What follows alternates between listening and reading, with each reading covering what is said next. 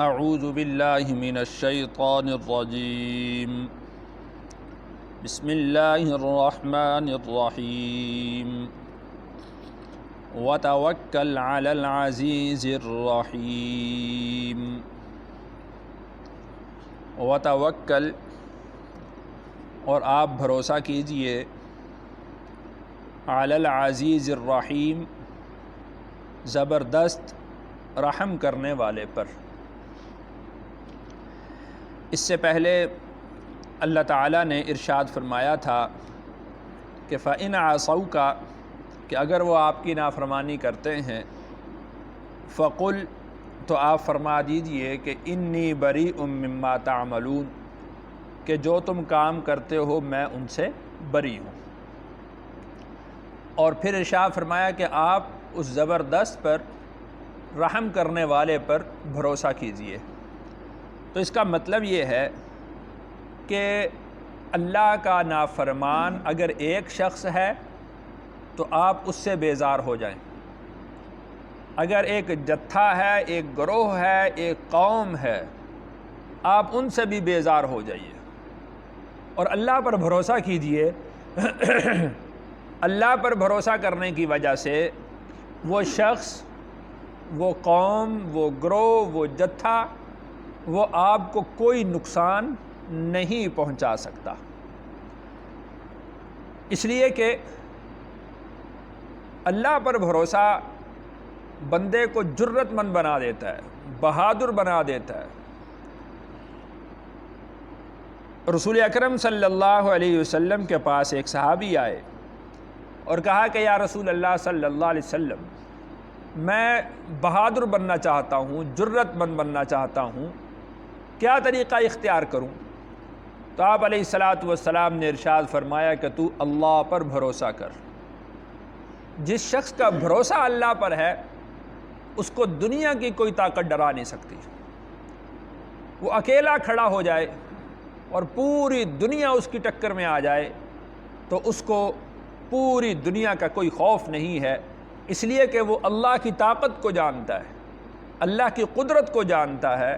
تو اس نے اللہ پر بھروسہ کیا ہے جو زبردست ہے اور رحم کرنے والا ہے۔ فرمایا کہ اللہ کی رحمت آپ پر ہمہ وقت رہے گی، آپ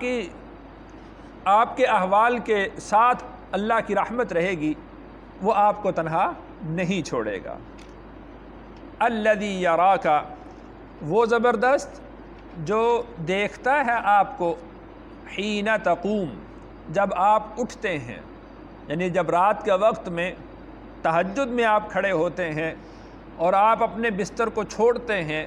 اور اس کی بارگاہ میں کھڑے ہوتے ہیں تو وہ ذات وہ آپ کو دیکھ رہی ہوتی ہے۔ وَتَقَلُّبَكَ فِي السَّاجِدِينَ، اور تیرا پلٹنا سجدہ کرنے والوں میں۔ اس کے دو معنی بیان کیے گئے ہیں۔ ایک معنی تو اس کا یہ ہے جو الذی یراک حین تقوم کی مناسبت سے ہے کہ جب آپ اللہ کی بارگاہ میں تہجد کے وقت میں کھڑے ہوتے ہیں، اپنا بستر چھوڑتے ہیں اور کھڑے ہوتے ہیں، تو پھر آپ اپنے دوستوں کا، اپنے ساتھیوں کے احوال کا بھی علم رکھتے ہیں کہ وہ کیا کر رہے ہیں، کیا وہ تو اللہ کی عبادت سے غافل تو نہیں ہیں۔ یہ اس کا معنی ہے کہ وَتَقَلُّبَكَ، تیرا پھرنا، فی الساجدین، سجدہ کرنے والوں میں۔ آپ ان کی خبر گیری رکھتے ہیں کہ باقی لوگ جو میرے ماتحت ہیں، میرے متعلقین ہیں، میرے متوسلین ہیں، ان کی کیفیت کیا ہے، کہ میں تو اللہ کی عبادت میں کھڑا ہوں، میرے متعلقین، متوسلین، میرے تربیت یافتہ، وہ کہیں اللہ سے غافل نہ ہوں۔ ایک معنی تو اس کا یہ کیا گیا ہے، اور دوسرا معنی اس کا یہ کیا گیا ہے وَتَقَلُّبَكَ فِي السَّاجِدِينَ، اور تیرا پھرنا سجدہ کرنے والوں میں۔ دوسرا معنی اس کا یہ ہے کہ رسول اکرم صلی اللہ علیہ وسلم کی جو حیثیت تھی، جو نطفہ تھا، اس کو اللہ تعالیٰ نے امانت کے ساتھ حضرت آدم علیہ السلام سے چلایا اور حضرت عبداللہ تک پہنچایا، اور اس میں اللہ نے اس کی اس طرح سے حفاظت فرمائی ہے کہ آپ کے آباء میں اللہ نے کسی کو بھی ایسا شخص نسب میں کوئی ایسا شخص داخل نہیں ہوا کہ جو زنا کرنے والا ہو، جو بد کردار ہو، اس کو اللہ نے آپ کے نسب کے اندر کہیں بھی داخل نہیں فرمایا۔ تو اللہ نے ارشاد فرمایا کہ وَتَقَلُّبَكَ فِي السَّاجِدِينَ، تو یعنی تیرا جو نطفہ ہے جو بابا آدم کے صلب سے چلا ہے وہ اللہ کی نظر میں رہا ہے اب تک، یہاں تک کہ آپ کے وجود کو ہم نے وجود بخش دیا ہے۔ وَتَقَلُّبَكَ فِي السَّاجِدِينَ کا دوسرا معنی یہ ہے إِنَّهُ هُوَ السَّمِيعُ الْعَلِيمُ، بے شک وہ سننے والا ہے، جاننے والا ہے، یعنی اس سے یہ چیز بعید نہیں ہے کہ وہ آپ کے نسب کی اس طرح حفاظت کرے کہ ایک صلب سے دوسرے صلب تک، پھر اس صلب سے اگلے صلب تک، یہاں تک کہ آپ کا وجود مبارک جو ہے دنیا کے اندر آ جائے، وہ دیکھنے والا ہے، وہ جاننے والا ہے، اس کی خبر میں ہر چیز موجود ہے۔ ہل انبئکم، ہل کیا، انبئکم میں خبر دوں تمہیں، علی من کس شخص پر، تنزل الشیاطین نازل ہوتے ہیں شیاطین۔ رسول اکرم صلی اللہ علیہ وسلم جب قرآن مجید پڑھ کر مشرکین مکہ کو سنایا کرتے تھے تو مشرکین مکہ وہ قرآن سے بہت اثر لیا کرتے تھے، تو وہ اس اثر کو ختم کرنے کے لیے، خود کو تسلی دینے کے لیے، دوسروں کو سمجھانے کے لیے یہ بات کہا کرتے تھے کہ یہ سحر ہے، یہ جادو ہے، جو اس کلام کو سنتا ہے وہ اس جادوانہ کلام کے اندر سحر انگیز کلام میں آ جاتا ہے، دراصل یہ جادو ہے۔ کبھی کہا کرتے تھے کہ یہ کہانت کی بات ہے، کبھی کہا کرتے تھے کہ کسی سے سیکھ لیا ہے جو بتاتا ہے۔ تو یہ سارے جملے، جو ساری باتیں تھیں، یہ ساری گفتگو جو تھی، اس کا تعلق ان کے نزدیک وہ شیاطین کے ساتھ ہوا کرتا تھا۔ تو گویا کہ وہ خود کو یہ سمجھا کرتے تھے کہ وہ حضرت ابراہیم علیہ السلام کے مذہب پر ہیں، اور جو بھی ان کے مذہب سے ہٹ کر بات کرتا ہے وہ شیاطین کی پیروی کرنے والا ہے۔ تو یوں سمجھیے کہ یہاں پر دراصل ان کا مقصد یہ تھا، نعوذ باللہ، کہ رسول اللہ صلی اللہ علیہ وسلم جو قرآن سناتے ہیں یہ قرآن شیاطین سے سیکھ کر سناتے ہیں۔ تو اللہ نے ارشاد فرمایا کہ ہل انبئکم، آؤ میں تمہیں بتلا دوں، علی من تنزل الشیاطین، کے شیاطین کس پر نازل ہوتے ہیں، تنزل شیاطین نازل ہوتے ہیں، علی کل افاک اثیم، ہر جھوٹے گنہگار پر شیاطین کا نزول وہ جھوٹوں پر ہوتا ہے، وہ گنہگار لوگوں پر ہوتا ہے۔ اور اگر آپ رسول اللہ صلی اللہ علیہ وسلم کے اوصاف کو دیکھیں گے تو نبوت سے پہلے رسول اللہ صلی اللہ علیہ وسلم کا جو لقب الصادق الامین رکھا تھا وہ کن لوگوں نے رکھا تھا؟ وہ انہی مشرکین نے رکھا تھا۔ تو اللہ فرماتے ہیں کہ شیاطین کا نزول جھوٹوں پر ہوتا ہے،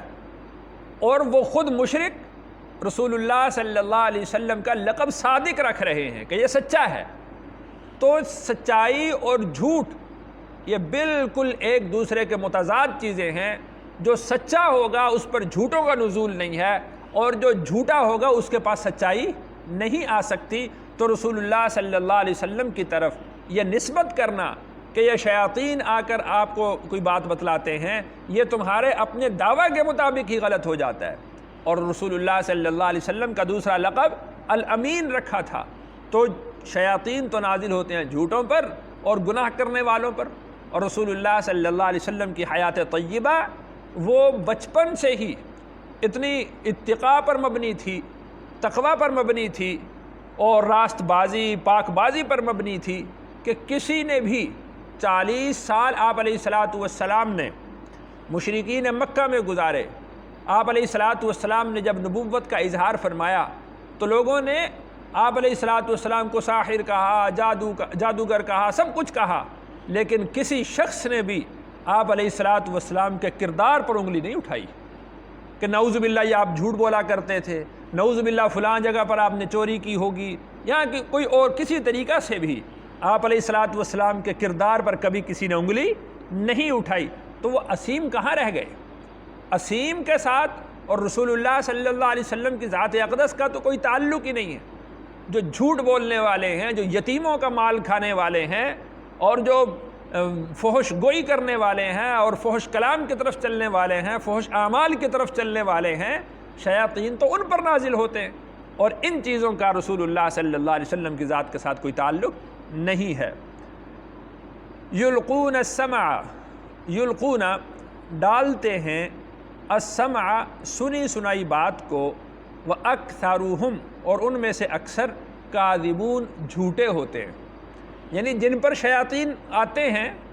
وہ کاہن لوگ ہوتے ہیں، وہ ساحر لوگ ہوتے ہیں، اور ان کے پاس ان کے ساتھ وہ جو ہے وہ شیاطین کا تعلق ہوتا ہے۔ شیاطین فرشتوں کی بات کو سن لیتے ہیں، ایک آدھی بات سنی اور باقی ساتھ ملائیں اور آ کر کاہن کو بتلا دی۔ یلقون السمع، وہ جو ایک سنی سنائی بات تھی اس کو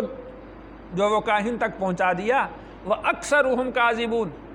اور ان میں سے اکثر باتیں وہ جھوٹ نکلتی ہیں، ان کا حقیقت کے ساتھ کوئی تعلق نہیں ہوتا۔ اور دوسری طرف تم کلام اللہ کو سنو، رسول اللہ صلی اللہ علیہ وسلم جو تمہیں بات بتلاتے ہیں وہ سنو، اس میں لا یأتیہ الباطل من بین یدیہ ولا من خلفہ، کوئی باطل بات، کوئی جھوٹ بات اس کلام کے اندر داخل نہیں ہے، تو پھر تم کیوں کہتے ہو کہ یہ شیاطین کی طرف سے ہیں یا کسی اور کی طرف سے بنا کر سنا دیتے ہیں۔ وَالشُّعَرَاءُ يَتَّبِعُهُمُ الْغَاوُونَ اور شعراء پیروی کرتے ہیں ان کی گمراہ لوگ، اس لیے کہ شاعر وہ جب بیٹھا ہوتا ہے جو تخیلات میں وہ کبھی شیر سے بہادر بن جاتا ہے، کبھی وہ آسمانوں پر اڑنے لگ جاتا ہے، اور کبھی وہ اپنے تخیل میں یوں بن جاتا ہے کہ اس کی نبضیں ڈوب رہی ہیں، یہ مرنے والا ہو چکا ہے۔ تو وَالشُّعَرَاءُ يَتَّبِعُهُمُ الْغَاوُونَ اگر حقیقت میں جا کر اس سے بات کی جائے تو نہ وہ شیر جتنا بہادر ہے، نہ وہ آسمانوں پہ اڑتا ہے، نہ وہ مرنے والا ہوتا ہے، اپنی نبضوں کو ذکر کر دیتا ہے کہ نبضیں ڈوب گئیں اور فلاں جگہ پر مر گیا، اور میں تو قتل ہونے والا تھا، مر جانے والا تھا، میری سانسیں رک گئی تھی، میرا جہاں اجڑ گیا تھا۔ یہ سب تخیلاتی باتیں ہوتی ہیں، سب جھوٹ پر مبنی باتیں ہوتی ہیں۔ الم ترى کیا آپ نے نہیں دیکھا، انہم کہ وہ فی کل واد ہر وادی میں یہیمون بھٹک رہے ہوتے ہیں۔ شعراء کا کام اسی طرح سے ہوتا ہے، وہ جس وادی میں چلے گئے بس وہاں پر گھومتے رہے، پھرتے رہے، اور وہ اپنے تخیلات کی کہانی وہاں پر گھڑتے رہے، ان کا حقیقت کے ساتھ کوئی تعلق نہیں ہوتا۔ وَأَنَّهُمْ يَقُولُونَ اور وہ کہتے ہیں مَا لَا يَفْعَلُونَ جو وہ کیا نہیں کرتے، یعنی ایسی عجیب عجیب کہانیاں اور عجیب عجیب کلام اور گفتگو وہ کیا کرتے ہیں کہ جن کا حقیقت کے ساتھ کوئی تعلق نہیں ہوتا۔ وہ ستاروں کے توڑنے کی بات کرتے ہیں، مَا لَا يَفْعَلُونَ وہ ایسا کیا نہیں کرتے۔ وہ دودھ اور شہد کی نہریں بہانے کی بات کیا کرتے ہیں، لیکن مَا لَا يَفْعَلُونَ ایسے وہ کیا نہیں کرتے۔ إِلَّا الَّذِينَ آمَنُوا مگر وہ لوگ جو ایمان لائے ہیں، وَعَمِلُوا الصَّالِحَاتِ اور نیک اعمال کیے ہیں، وَذَكَرُوا اللَّهَ كَثِيرًا اور اللہ کا ذکر کثرت سے کرتے ہیں، وَانْتَصَرُوا اور وہ مدد کرتے ہیں، مِن بَعْدِ مَا ظُلِمُوا بعد اس کے کہ جب ان پر ظلم کیا گیا۔ یہ استثناء ہو گیا ان شعراء سے جو جھوٹ بولنے والے ہیں، تخیلاتی زندگی بسر کرنے والے ہیں، کہ کچھ شعراء ایسے ہیں کہ ان کی بات حقیقت پر مبنی ہوتی ہے۔ رسول اکرم صلی اللہ علیہ وسلم نے ارشاد فرمایا کہ ان من البیان لسحرا وان من الشعر لحکمہ، بہت سارے شعر حکمت پر مبنی ہوتے ہیں، بعض کلام ایسا جادو کا اثر رکھتا ہے کہ وہ اس آدمی کے دل پر اثر کر جاتا ہے، لیکن وہ شعراء الا الذین آمنوا وعملوا الصالحات وذکروا اللہ کثیرا وانتصروا من بعد ما ظلموا، ایمان والے شعراء، نیک اعمال کو اختیار کرنے والے شعراء، اللہ کا ذکر کثرت سے کرنے والے شعراء، ان کا کلام حکمت پر مبنی ہوتا ہے، ان کا کلام اس طرح ہوتا ہے کہ اس کی پیروی کی جائے۔ اور رسول اکرم صلی اللہ علیہ وسلم کے شاعر حضرت حسان بن ثابت رضی اللہ عنہ تھے۔ رسول اللہ صلی اللہ علیہ وسلم کی جب مذمت مشرکین مکہ اپنے اشعار میں کیا کرتے تھے تو رسول اللہ صلی اللہ علیہ وسلم حضرت حسان بن ثابت رضی اللہ عنہ کو بلا کر کہا کرتے تھے کہ آپ ہی ان کے اشعار کا جواب ان کی زبان میں دیں، تو حضرت حسان بن ثابت رضی اللہ عنہ ان کو اس شعر کی زبان کے اندر ہی، شاعرانہ کلام کے اندر ہی ان کو جواب دیا کرتے تھے، اور حضرت حسان بن ثابت کا کلام وہ بالکل حقیقت پر مبنی ہوتا تھا، اس لیے کہ جو شاعری ہے اس میں اکثر تخیلات ہوتے ہیں، اکثر ایسی باتیں ہوتی ہیں وَأَنَّهُمْ يَقُولُونَ مَا لَا يَفْعَلُونَ، تو اس لیے یہ نبی کے مناسب نہیں ہے۔ رسول اکرم صلی اللہ علیہ وسلم نے اپنی زندگی میں اشعار نہیں کہے، وَمَا عَلَّمْنَاهُ الشِّعْرَ وَمَا يَنبَغِي لَهُ، رسول اللہ صلی اللہ علیہ وسلم نے، اللہ ارشاد فرماتے ہیں کہ ہم نے رسول کو اشعار نہیں سکھلائے اور نہ ہی یہ ان کی ذات کے مناسب ہیں کہ ہم ان کو شاعری سکھلائیں ورنہ جتنے فصیح اللسان رسول اللہ صلی اللہ علیہ وسلم تھے، اگر وہ یعنی شاعری کی طرف آتے تو دنیا دھنگ رہ جاتی کہ یہ کیسا شخص ہے، کیسا کلام کہتا ہے، کیسا شعر کہتا ہے۔ لیکن چونکہ شاعری وہ تخیلات پر مبنی ہوتی ہے، حقیقت پر مبنی نہیں ہوتی، اس لیے رسول اللہ صلی اللہ علیہ وسلم کو اللہ تعالیٰ نے شاعری نہیں سکھلائی۔ وَسَيَعْلَمُ الَّذِينَ ظَلَمُوا، اور ان قریب جان لیں گے وہ لوگ جنہوں نے ظلم کیا ہے، أَيَّ مُنْقَلَبٍ يَنْقَلِبُونَ، کہ کون سی لوٹنے کی جگہ پر وہ لوٹ کر جاتے ہیں، یعنی ان قریب وہ اپنا انجام دیکھ لیں گے کہ کون سا انجام ہے اور کس وادی کے اندر وہ پہنچنے والے ہیں۔